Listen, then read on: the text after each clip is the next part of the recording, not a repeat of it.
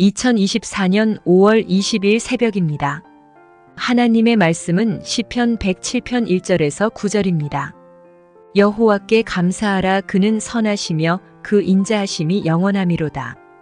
여호와의 속량을 받은 자들은 이같이 말할지어다. 여호와께서 대적 의손에서 그들을 속량하사 동서남북 각 지방에서부터 모으셨도다. 그들이 광야 사막길에서 방황하며 거주할 성읍을 찾지 못하고 줄이고 목이 말라 그들의 영혼이 그들 안에서 피곤하였도다. 이에 그들이 근심 중에 여호와께 부르짖음에 그들의 고통에서 건지시고 또 바른 길로 인도하사 거주할 성읍에 이르게 하셨도다. 여호와의 인자하심과 인생에게 행하신 기적으로 말미암아 그를 찬송할지로다. 그가 사모하는 영혼에게 만족을 주시며 줄인 영혼에게 좋은 것으로 채워주심이로다. 네, 하나님 말씀을 증거하겠습니다. 예전에 제가 이제 군포에 한 교회에 있을 때인데, 강사로 그때는 뭐 지역들을 돌면서 컨퍼런스를 할 때가 있었습니다. 근데 뭐 똑같은 강의인데, 어떨 때는 막 강의할 때 힘이 나요. 근데 또 어떨 때는 뭐 하고 싶지 않든지 아니면 시간만 때우는 식의 뭐 대충 하는 강의 형식으로 할 때가 있었다고 하는 것입니다. 이렇게 강의 열정이 다른 이유는 물론 자신에게도 물론 책임이 있겠지만 대부분은 청중들에게 달려있다고 하는 것입니다. 청중의 상태에 따라서 강의가 달리 나간다고 하는 거죠. 청중들 이렇게 눈을 보면 알거든요. 어쩔 수 없이 이 자리에 와서 이렇게 앉아 있는지 아니면 정말 사모하는 마음으로 이곳에 온 사람인지. 만약에 사모하는 마음으로 온 사람들이라면 뭐 더 신나가지고 더 알려주고 싶고 더 많이 주고 싶고 더 많이 이렇게 축복해주고 싶은 그런 마음이 있다고 하는 것입니다. 근데 그 반대면 뭐 대충 하지 이런 마음이 든다는 거죠.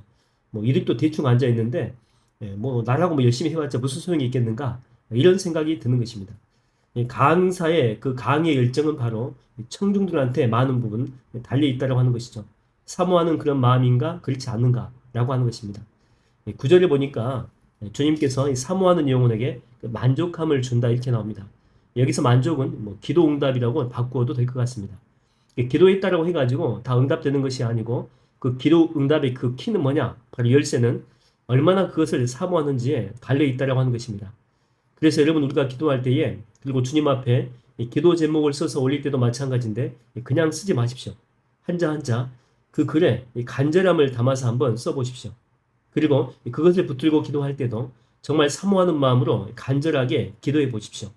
나를 사랑하는 자들이 나의 사랑을 입으며 나를 간절히, 그렇죠? 간절히 찾는 자가 나를 만날 것이다. 저는 이 새벽에 그 어느 때보다 여러분의 기도에 간절함과 사모함이 배어나기를 주의 이름으로 축원드립니다. 자, 그렇다면 이 기도 응답을 받는 방법 가운데 하나가 이 사모함, 이 간절함이라고 했죠. 근데 이 사모함이라고 하는 것에 항상 따라다니는 진리가 있습니다. 그는 바로 믿음이 전제되어 있을 때 사모함이 그 뒤에 이렇게 따라온다라고 하는 거죠. 뭐 예를 들면 지난주 토요일에 뭐 제 아들이 그렇게 볼링을 뭐 치고 싶다라고 합니다. 이번에 100 넘었다고 아빠를 이길 수 있다라고 그렇게 뭐 대결해보자라고 하는 거죠. 그래서 제가 그럼 내일 그 예배 드리고 난 다음에 저녁쯤에 가가지고 볼링장 가서 치자. 제가 이제 이 말을 했거든요. 그러면 얘는요 이 토요일 저녁부터 막 신나 있습니다. 그리고 그 시간이 오기를 정말 간절히 바라는 거죠.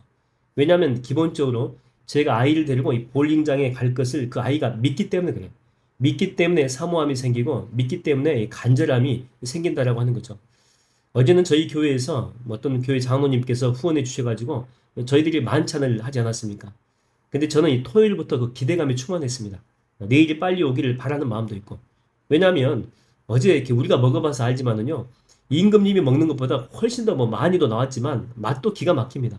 고기면 고기, 잡채면 잡채, 뭐 샐러드 종류도 막 2개나 막 있고, 뭐 튀김도 이렇게 중간중간에 있고, 막 전도 했는데 그 전도 얼마나 많은지 몰라요. 종류가 정말 많아요. 거기다가 또 저 생일을 나고 미역국도 막 끓여주시고 이렇게 막 기대감이 그러니까 어제 전부터 기대감이 제가 막 생기는 이유가 뭐냐면 내일 분명히 푸짐하고 풍성하게 먹을 것이라고 하는 그 믿음이 전제되어 있기 때문에 이런 기대감이 생겨났다고 하는 것이죠. 여러분 성경에 그 사건 아십니까? 예수님과 3명의 제자들이 변화산에 올라가고 난 후에 이제 다시 내려올 때입니다. 귀신 들린 아이 아버지가 주님께 달려오죠. 그 제자들은 그 아이 못 고쳤거든요. 그래서 예수님께 와가지고 이렇게 말합니다.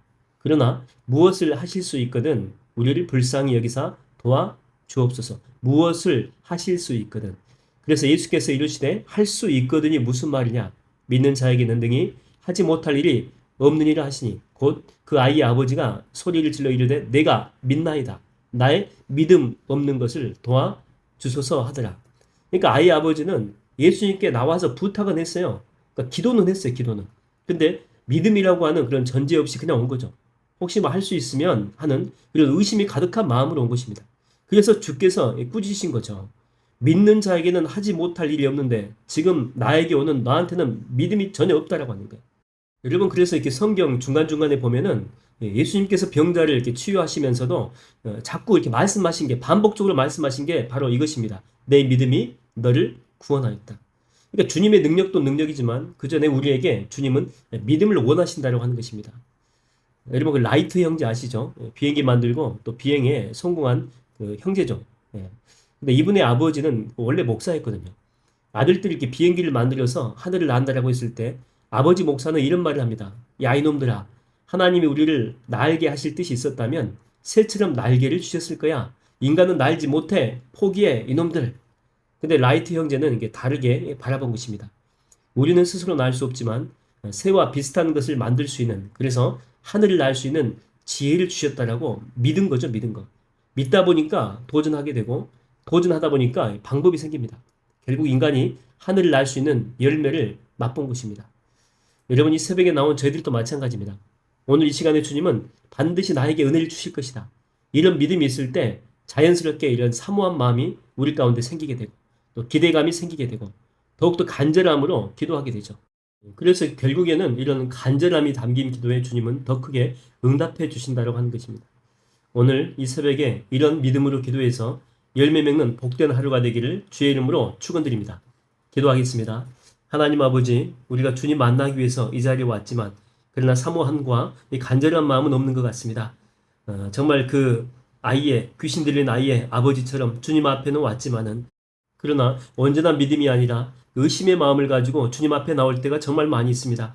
하나님, 이 시간에 우리에게 믿음을 더하여 주시옵소서. 나의 믿음 없는 것을 용서하여 주시옵소서. 그래서 믿음 있는 정말 신실한 주님의 종으로 오늘 이 새벽에 기독케 하여 주사 간절함과 소망함의 열매를 보게 하여 주시옵소서. 예수님의 이름으로 기도하옵나이다.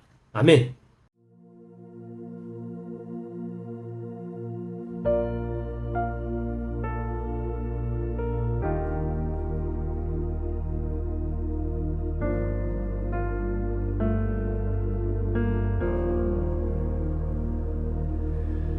우리 주는 위대하며 능력이 많으시도다. 그의 지혜 무궁하며 인자는 영원하도다. 상한 자들 고치시며 상처를 싸매시도다. 별들의 수를 세시며 이름을 붙이셨도다. 그가 구름으로 하늘을 덮으시며 땅을 위하여 비 준비하시니